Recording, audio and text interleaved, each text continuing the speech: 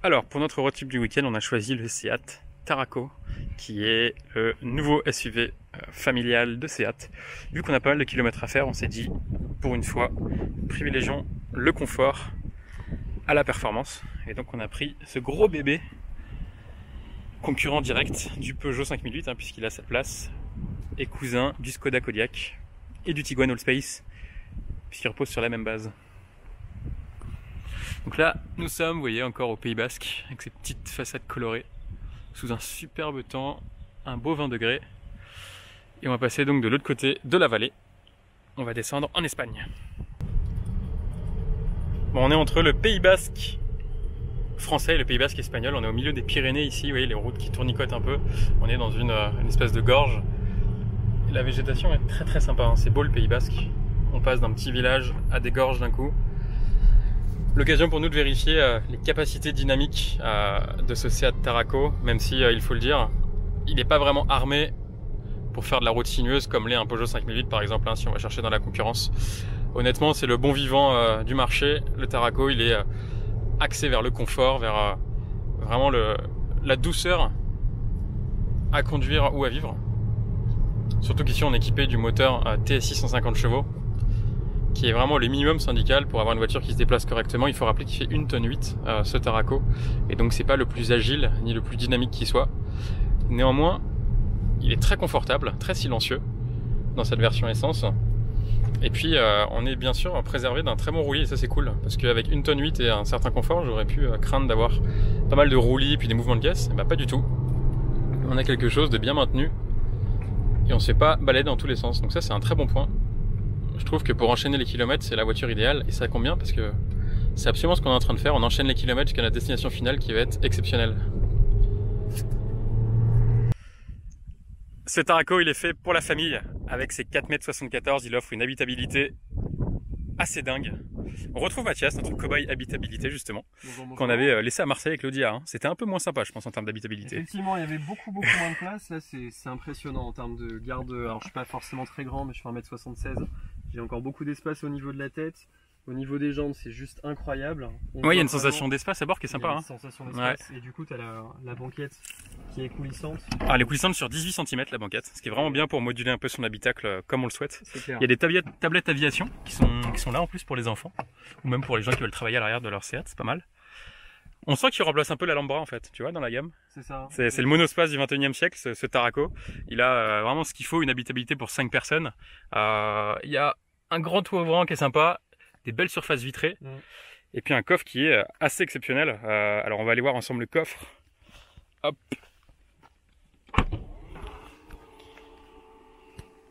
Alors, ce coffre, il est immense. Alors, en 7 places, il offre 270 litres de chargement. En 5 places, 760 litres. Et quand on rabat la banquette, il offre 1775 litres. Ce qui est assez impressionnant, c'est un vrai déménageur, ce Tarraco, qui est dans la valeur haute du segment avec le Peugeot 5008. Donc, pari rempli à ce niveau-là pour l'habitabilité et les aspects pratiques. Et tant mieux parce qu'il est fait pour ça à la base. On a des rangements ici, on a la clim à l'arrière, avec les sièges chauffants arrière, un port USB, un port 12 volts, des tablettes aviation, des grands rangements partout. Vraiment axé pour faire des bornes ce Tarraco et voyager en classe affaires, parce qu'on est très bien installé une fois qu'on a mis le petit accoudoir. On est dans un espace très lumineux. Et on est bien installé honnêtement. Moi j'aime bien cette voiture à l'intérieur.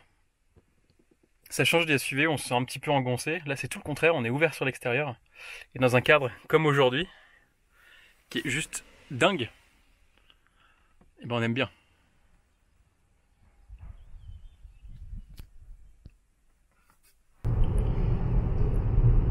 Les Pyrénées sont maintenant derrière nous et on est sur l'autoroute, en direction de notre superbe destination finale. Toujours au volant du Seat Tarraco, qui est à son aise sur l'autoroute. C'est vraiment son terrain de prédilection. À vitesse stabilisée comme ici, on a une insonorisation qui est vraiment très bonne. Très peu de bruit d'air malgré le gabarit de l'auto. Et puis plein d'aides à la conduite, notamment le régulateur adaptatif et le maintien actif dans la voie, donc on peut lâcher le volant quelques secondes et la voiture nous laissera au milieu de la voie, c'est vraiment pas mal.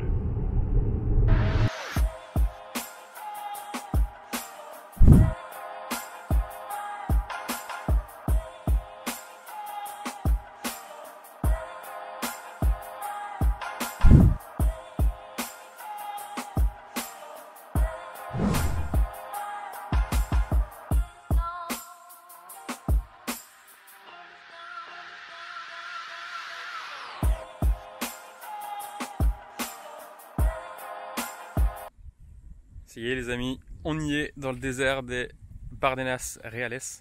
C'est juste exceptionnel comme endroit, super silencieux et puis tous les paysages sont complètement fous. On se croirait dans la vallée de la mort, c'est hyper aride et en même temps on a une multitude de petits massifs montagneux derrière qui sont juste dingues. Donc on va partir en exploration avec ce Seat Tarraco. Et là on a une version 4 roues motrices TDI 190 en DSG. Donc on va dire il y a du couple et il y a de la motricité, ce qu'il faut pour aller dans les petits chemins de ce superbe massif désertique. Alors ce qu'il faut savoir c'est que le désert des Bardenas Reales, c'est l'un des 2 plus grands déserts d'Europe. C'est très simple, hein, les déserts en Europe il y en a 2. Ils sont en Andalousie et ici, donc au nord de l'Espagne, dans la Navarre. Et je vous fais encore en profiter de ce paysage tout bonnement exceptionnel. Donc notre monture pour ce petit road trip qui nous a mené jusqu'ici fut ce Tarraco. Donc c'est le grand SUV, ce qui vient chapeauter la gamme de Seat, qui repose sur une base de Tiguan Allspace, pour ça qu'il a un assez long empattement et qu'il a 7 places, tout en reprenant bien sûr les codes du design Seat. Donc on a des lignes très tendues, une belle signature lumineuse et une calandre qui va être la nouvelle signature de Seat, qu'on va retrouver également sur la nouvelle Leon qui va sortir plus tard dans l'année. On a une belle couleur ici, un espèce de... Alors ça s'appelle gris, mais c'est plus un kaki vert, moi que j'aime beaucoup, qui sied parfaitement à la voiture, surtout que c'est belles jantes de 20 pouces. Et à l'arrière, on a une petite nouveauté chez Seat, c'est d'avoir un petit bandeau de LED comme ça. Comme ce que peuvent faire d'autres marques. Aujourd'hui, c'est vraiment devenu une signature stylistique particulière. Donc il est mastoc hein, ce Tarraco, hein. C'est vraiment un gros SUV familial qui vient se caler au-dessus de l'Arona et de la TK dans la gamme Seat. Et moi je trouve son design plutôt réussi. Alors dites-nous vous ce que vous en pensez, si vous trouvez qu'il manque de personnalité, s'il ressemble trop à un Volkswagen ou un peu trop à un Skoda Kodiaq. Moi je trouve que c'est une vraie Seat, on le voit avec ses lignes, et qu'il a ce petit truc d'agressivité et de dynamisme vraiment sympa. Bon, on l'a vu, avec ses 4,75 m, ce Tarraco est bien sûr fait pour les familles, mais aussi pour les familles nombreuses. Alors, vous voyez, on peut avoir des places à l'arrière. Il nous reste un petit coffre hein, de 270 litres.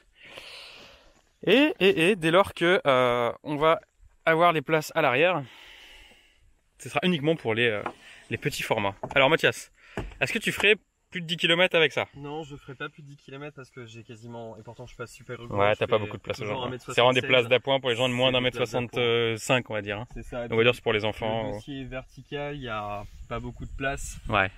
Non, franchement c'est vraiment de l'appoint. Bon, c'est comme le 5008, comme le Tiguan Allspace, vraiment des places d'appoint à l'arrière. Ça le propose, mais on pourra pas partir forcément beaucoup en vacances avec des places à l'arrière. Hein. Donc bon, intérêt limité, mais il faut quand même le proposer dans sa gamme. C'est un SUV familial. Parce que bon, voilà. Si on se met en cette place, vous voyez, on a dû avancer la banquette. Il y a encore très peu de place aussi pour les gens à l'arrière. C'est bon, voilà. Ça existe, ça sert pas à grand chose, mais ça existe. Alors pour replier les sièges à l'arrière, vous avez une petite poignée ici. Et ça vous refait un plancher plat. Et donc là vous retrouvez un vrai volume des coffres et une vraie habitabilité aux places arrière. Allez, on continue notre escapade dans le désert des Bardenas. Et ce qu'il faut savoir, c'est qu'en plein milieu de la zone, il y a un terrain militaire. Donc en fait, le désert des Bardenas, c'est une grande boucle, si vous voulez. Le faire en voiture du moins, parce qu'après il y a plein de chemins de VTT et de marche. Et au milieu, donc il y a une grande base militaire qui est ici à droite. Et il faut surtout pas s'y approcher, sinon les gens vont pas être contents. Moi je suis sur le cul de ce paysage, c'est juste totalement dingue. On dirait qu'on est au milieu de la vallée de la mort.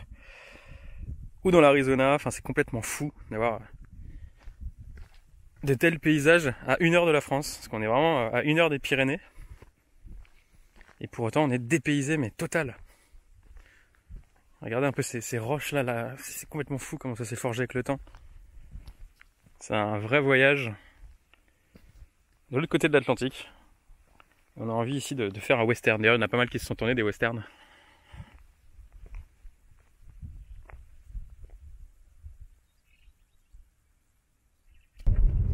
Ah, quel kiff les amis de retrouver ces sensations de rouler sur des pistes comme ça. La dernière fois c'était avec le Touareg dans le désert d'Agafé au Maroc. Et sincèrement le paysage est très proche. Hein.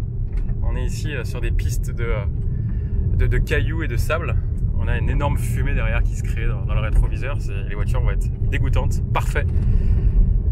Et c'est un vrai plaisir de se sentir libre comme ça, de pouvoir rouler un peu comme on veut, sentir les graviers et les cailloux sous les roues.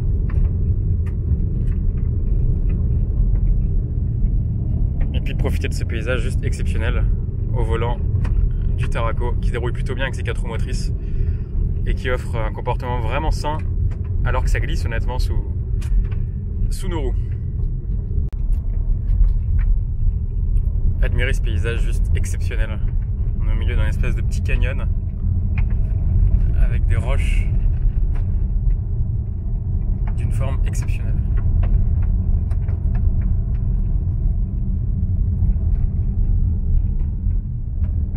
Là, on vient de traverser toute une partie très aride, très plate et très rocailleuse. Et puis, on a rejoint un massif qui ressemble vraiment, pour le coup, à Death Valley, en beaucoup plus petit. Vous voyez ici, avec des parois hyper verticales. Il n'y a pas un chat. Il fait déjà 25 degrés, super bon. Hein. Et le soleil nous chatouille la peau, c'est vraiment un plaisir de commencer le printemps comme ça. Toujours avec ce petit Tarraco qui, vous voyez maintenant, a mangé de la poussière du désert. Et elle fait parfaitement le job. Hein. Il faut savoir qu'on est en pneus Scorpion Verde, donc c'est des pneus route, pas du tout des pneus faits pour la caillasse comme on a roulé. Et pour autant, il a une très bonne stabilité, bien aidé par l'électronique. Hein. Quand on se met en mode off-road, la voiture va contrôler toute seule tout ce qui est adhérence et motricité. Donc ça c'est vraiment cool, surtout avec les 4 roues motrices et le couple du TDI 190. On va continuer notre petite escapade dans le désert des Bardenas Reales. Et puis on va voir un peu les autres lieux typiques de cet environnement exceptionnel. Allez, on arrive à la fin du désert des Bardenas. On va aller dans le lieu typique, vous allez voir, c'est un petit rocher qui a une forme très particulière. Ça vaut vraiment le coup, hein. Ça vaut vraiment le détour cet endroit, je vous conseille vivement de venir. C'est très proche de la France et c'est un dépaysement total. Et ça y est les amis, on est arrivé au terme donc, de cette belle balade dans le désert des Bardenas par Castel di Tierra, c'est le lieu un peu iconique de ce désert des Bardenas. C'est une formation géologique absolument exceptionnelle, un peu en forme de cheminée, vous voyez, c'est très haut avec un espèce de dôme en haut, c'est juste sublime. On a un temps super. Que rêver de mieux, franchement, on a vu des grands espaces, on a respiré et puis on a été vraiment dépaysé, le but des Bardenas aujourd'hui. Hein. Alors, petit rappel, juste ce désert, il fait 42 500 hectares, c'est 4 fois la superficie de Paris Intramuros, c'est juste énorme. Et pour autant, on est assez limité parce qu'en fait, il y a une seule route qui fait le tour de la zone et c'est vraiment sublime. Franchement, je vous recommande d'y aller. Vous y allez avec n'importe quel type de voiture, c'est pas des chemins de gros 4x4, il faut juste une petite garde au sol un peu élevée. Et puis, on s'éclate dans tous les sens du terme et on prend surtout des super images en tête et des belles photos, bien entendu. Bon mon cher Mathias, ça y est, on a quitté notre beau désert des Bardenas et on est sur l'autoroute du retour. Malheureusement, ouais, retour en France. C'est passé trop vite. Bon, avant de parler de la voiture, on va revenir juste sur le beau petit road trip qu'on a fait. Donc on est parti de Paris hier matin, donc samedi matin. 1 heure de vol, direction Biarritz. Ensuite de Biarritz, on a pris la voiture et là on a traversé tout le Pays Basque français en passant par Espelette et puis tous les monts des Pyrénées qui sont vraiment jolis. Puis on a terminé dans le désert des Bardenas, donc pour une jolie nuit dans un lieu exceptionnel. C'est clair. L'hôtel Aéré des Bardenas, qui est juste totalement dingue. Ça vous offre une vue au réveil qui est époustouflante. Donc c'est vraiment un must-have quand on va là-bas, un must-see, l'hôtel Aéré des Bardenas. On est plongé dans l'ambiance du désert. Hein. Et donc bien sûr ce matin et en début d'après-midi, on est allé dans le désert et là on a pris une grosse claque. Ah, c'était incroyable. Ouais. C'était autant une claque visuelle, enfin l'ambiance, t'as vraiment l'impression d'être sur une autre planète pour le coup. T'as envie de mettre la musique d'Ennio Morricone et puis exactement. de voir un western se jouer en fait. C'est ce qu'on n'a pas empêché de faire effectivement, c'était extraordinaire. C'est vraiment une adresse, enfin un lieu exceptionnel. C'est à 2 heures de la France hein, par l'autoroute, c'est juste complètement fou. On est transporté dans un univers totalement parallèle. On est vraiment dans les grandes plaines des États-Unis et que ce soit les paysages ou même l'ambiance générale, c'est juste époustouflant comme endroit. Donc gros kiff en tout cas, et on a été dépaysé. Et c'est fou d'être dépaysé en étant si peu loin de chez nous en fait. Et donc pour nous accompagner, on a eu ce Seat Tarraco, une voiture qui, ma foi, allait plutôt bien au voyage.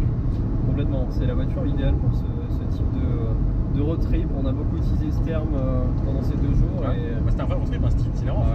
On a fait presque 1000 bornes en 2 jours, tu vois, donc c'est musclé quand même comme petit trajet. Et puis sur vraiment, on a tout fait, on a fait de la départementale, de l'autoroute, des chemins. Et c'est vrai qu'il s'est très bien débrouillé ce Tarraco. En termes de confort, moi j'avais trouvé ça super bien. C'est génial. C'est vraiment, on a une sensation d'espace en plus qui est hyper agréable. Vous voyez, on a le toit ouvrant panoramique qui est immense, des grandes surfaces vitrées. Et c'est important, je trouve, dans une voiture familiale, d'avoir cette sensation d'espace qui est super présente. Donc on l'a dans ce Tarraco. Les sièges sont très confortables. La suspension est bien équilibrée parce que sur petite route, au final, on a un bon confort. Même sur les pistes, même sur piste avec des pneus standards, on était plutôt bien maintenu. Et pour autant, on n'a pas non plus de trop de mouvement de caisse, donc on n'était pas malade dans les virages. Donc, excellent compromis trouvé par Seat à ce niveau-là en tout cas.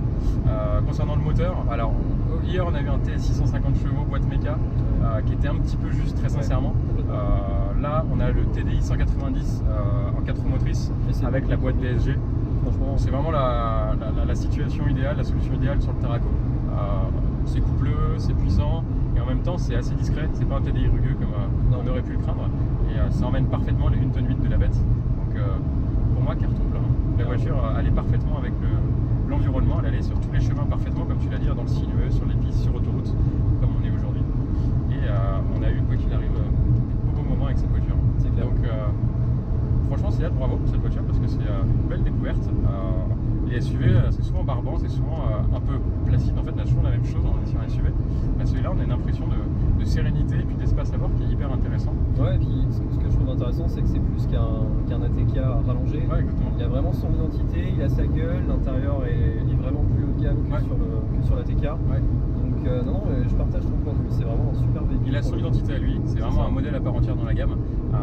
Et il s'adresse à un public familial qui auparavant pouvait acheter des Alhambra ou alors des monospaces. Et au final, il n'y en a plus maintenant dans les gammes des constructeurs des monospaces, donc on achète des SUV cette place, comme ce Tarraco. Donc voilà, à 49 000 € en version haut de gamme, on s'attaque à du premium, hein. On commence à aller sur les 5008 GT Line ou même GT, mais on est sur le même type de motorisation de toute façon. Ouais. Et puis il faut aller encore un peu plus haut pour aller toucher les Tiguan Allspace, mais honnêtement en termes de prestations on est très proche du cousin allemand. Seat, voilà, fidèle à sa réputation des produits de qualité avec des organes du groupe VLG bien connus. Franchement, chapeau. Voilà. Mathias, des trucs à rajouter sur la voiture? Eh ben écoute, moi ce que je trouve vraiment intéressant sur ce Tarraco, c'est cette impression un petit peu que Seat veut monter en gamme.